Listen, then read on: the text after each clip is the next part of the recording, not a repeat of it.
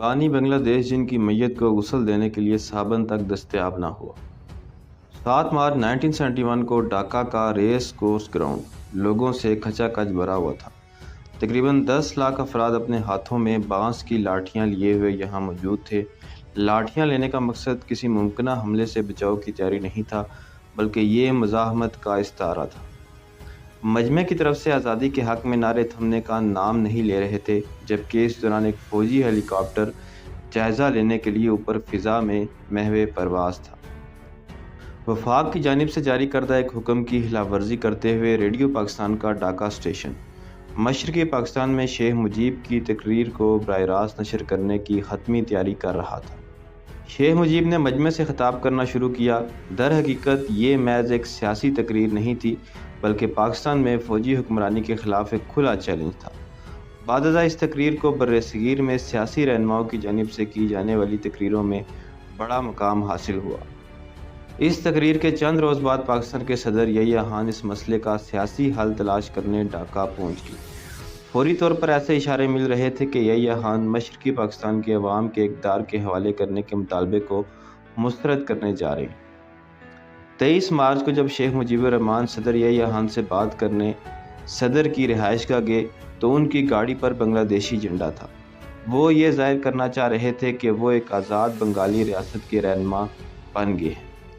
Operation search light 25 March کی شام تک یہ خبریں پھیلنا شروع ہو گئی کہ صدر یحییٰ خان اپنے وفد کے ہمراہ ڈھاکہ سے واپس پاکستان آ گئے، جس کے بعد رات کے 11:30 بجے آپریشن سرچ لائٹ شروع ہو چکا تھا۔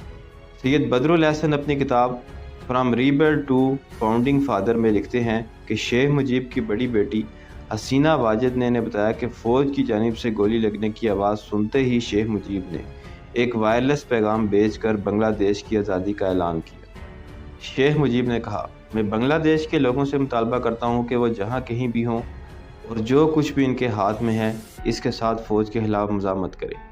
آپ کی لڑائی اس وقت تک جاری رہنی چاہیے جب تک پاکستانی فوج کے ہر سپاہی کو بنگلہ دیش کی سرزمین سے بے دخل نہیں کر دیا جاتا۔ اسی رات 1 بجے کے قریب پاکستانی فوج کے چند اہلکار شیخ مجیب کے گھر 32 دان منڈی پہنچ گئے، جہاں شیخ مجیب ان کا پہلے سے انتظار کر رہے تھے۔ شیخ مجیب کے گھر کے گیٹ پر پہنچتے ہی فوجیوں نے گولیاں برسانا شروع کر دی۔ ایک مقامی سیکورٹی گارڈ جو دروازے پر سیکورٹی کی دیکھ بھال کر رہا تھا کو بھی گولی لگی اور وہ موقع پر ہی دم توڑ گیا۔ ایک فوجی افسر نے لاؤڈ سپیکر پر اعلان کیا کہ شیخ مجیب ہتھیار ڈال دیں۔ تھوڑی دیر بعد شیخ مجیب نیچے آ گئے، جہاں سپاہیوں نے انہیں جیپ میں بٹھایا اور چلے گئے۔ شیخ مجیب کو گرفتار کرنے والی ٹیم کے انچارج نے وائرلیس پر پیغام بھیجا کہ پنجرے میں بڑا پرندہ چھوٹا پرندہ اڑ گیا۔ بدر الحسن لکھتے ہیں، شیخ مجیب کو 3 دن تک چھاؤنی کے آدم جی کالج میں رکھا گیا اور پھر سخت سیکورٹی میں مغربی پاکستان لے جایا گیا۔ سزائے موت پاکستان میں انہیں میاں والی جیل میں رکھا گیا۔ شیخ مجیب تقریباً 9 ماہ تک کسی جیل میں رہے۔ دسمبر 1971 میں ایک فوجی ٹریبونل نے انہیں موت کی سزا سنائی۔ اسی دوران پاکستان کا اقتدار ذوالفقار علی بھٹو کے ہاتھ میں آ گیا، جن کے احکامات پر مجیب کو میاں والی جیل سے نکال کر راولپنڈی کے قریب ایک گیسٹ ہاؤس میں لے جایا گیا۔ کلدیپ نیر اپنی سوانح عمری بیونڈ دی لائنز میں لکھتے ہیں کہ مجیب نے مجھے بتایا کہ ایک دن اچانک بھٹو ان سے گیسٹ ہاؤس میں ملنے آئے۔ مجیب نے ان سے پوچھا، آپ یہاں کیسے آئے؟ بھٹو نے جواب دیا، میں پاکستان کا صدر ہوں۔ لیکن مجیب نے اس پر کہا کہ اس عہدے پر میرا حق ہے۔ اس پر بھٹو سیدھے اپنے پوائنٹ پر آگے اور پیشکش کی کہ اگر مجیب راضی ہو جائیں تو خارجہ امور، دفاع اور مواصلات کے محکمے مل کر چلائے جا سکتے ہیں۔ کلدیپ نیر نے BBC کو یہ بھی بتایا کہ شیخ مجیب نے کہا کہ اس وقت میں آپ کی تحویل میں ہوں، میرے لیے اپنے لوگوں سے مشورہ کیے بغیر کوئی وعدہ کرنا ممکن نہیں ہوگا۔ بنگلہ دیش کے سابق وزیر خارجہ ڈاکٹر کمال حسین، جو اس وقت شیخ مجیب کے ساتھ پاکستانی جیل میں تھے، بھی اس کی تصدیق کرتے ہیں۔ انہوں نے بتایا کہ بھٹو آخری دم تک شیخ مجیب پر پاکستان کے ساتھ کسی نہ کسی طرح کے تعلقات قائم رکھنے کے لیے دباؤ ڈالتے رہے۔ جس دن شیخ کو رہا کیا جانا تھا وہ لندن جانے والے تھے۔ بھٹو نے کہا کہ وہ ایک دن مزید قیام کریں کیونکہ اگلے دن شاہ ایران آ رہے تھے اور وہ ان سے ملنا چاہتے تھے۔ شیخ سمجھ گئے کہ وہ شاہ ایران سے ان پر دباؤ ڈلوانا چاہتے ہیں۔ اس پر شیخ مجیب نے کہا کہ انہیں بھٹو کی تجویز قبول نہیں اور یہ کہ انہیں گیسٹ ہاؤس سے دوبارہ جیل بھیجا جا سکتا ہے۔ بنگلہ دیش واپسی 7 جنوری 1972 کی رات بھٹو خود مجیب اور کمال حسین کو چھوڑنے راولپنڈی کے چکلالہ ایئرپورٹ گئے۔ انہوں نے ایک لفظ کہے بغیر مجیب کو الوداع کیا اور مجیب بھی پیچھے مڑ کر دیکھے بغیر تیزی سے جہاز کی سیڑھیاں چڑھ گئے۔ 2 دن لندن میں رہنے کے بعد مجیب 9 جنوری کی شام ڈھاکہ روانہ ہو گئے۔ راستے میں وہ چند گھنٹوں کے لیے نئی دہلی میں رکے۔ ڈاکٹر کمال حسین یاد کرتے ہوئے کہتے ہیں کہ اس وقت کے انڈین صدر وزیر اعظم اندرا گاندھی، ان کی پوری کابینہ، تینوں افواج کے سربراہان اور مغربی بنگال کے وزیر اعلیٰ شنکر رائے شیخ مجیب کے استقبال کے لیے دہلی کے ہوائی اڈے پر موجود تھے۔ فوجی چھاؤنی کے میدان میں ایک جلسے عام میں مجیب نے بنگلہ دیش کی آزادی کی جدوجہد میں مدد کرنے پر ہندوستانی عوام کا شکریہ ادا کیا۔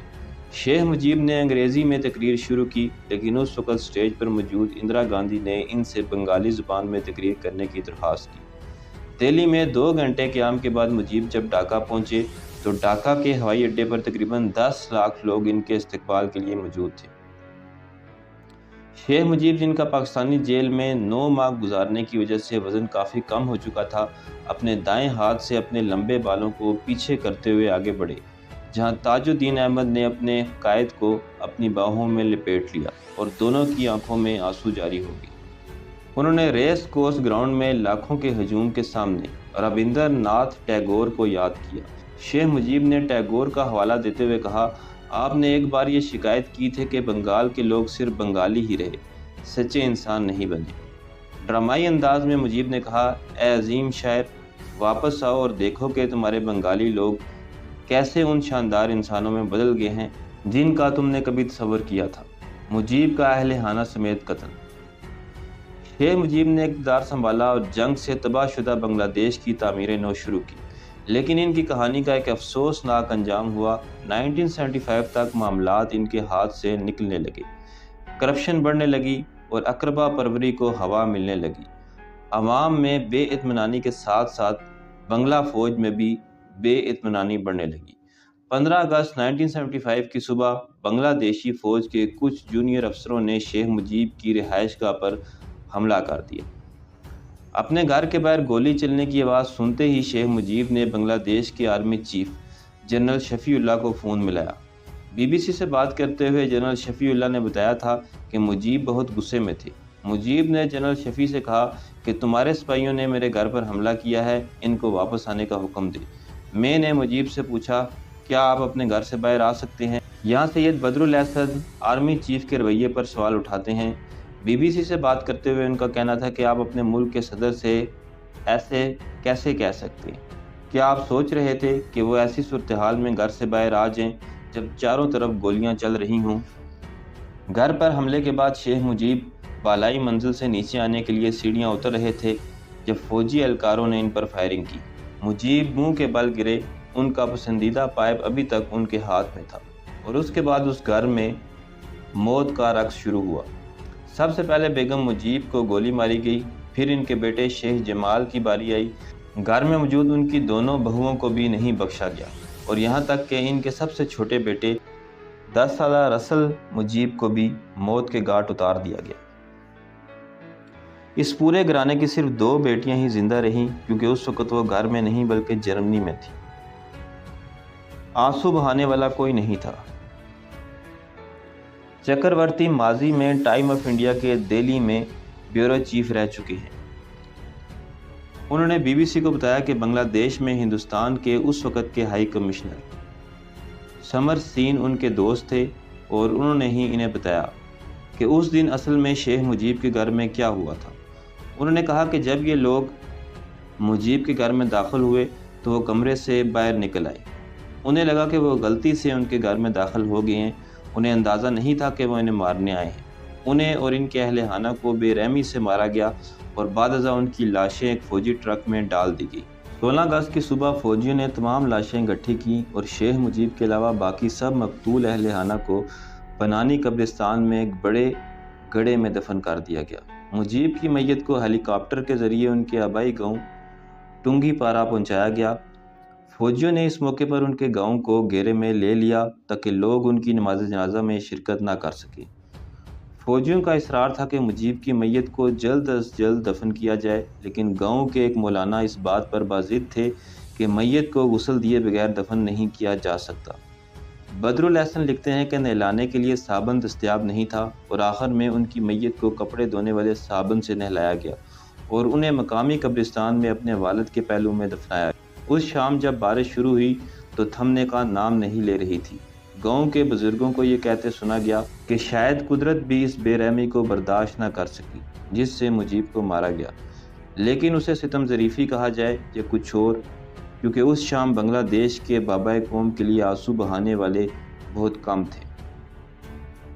तो दोस्तों, ये थी मेरी आज की वीडियो पसंद है तो चैनल को सब्सक्राइब करें। मिलते हैं अगली वीडियो में। अल्लाह हाफ़िज़।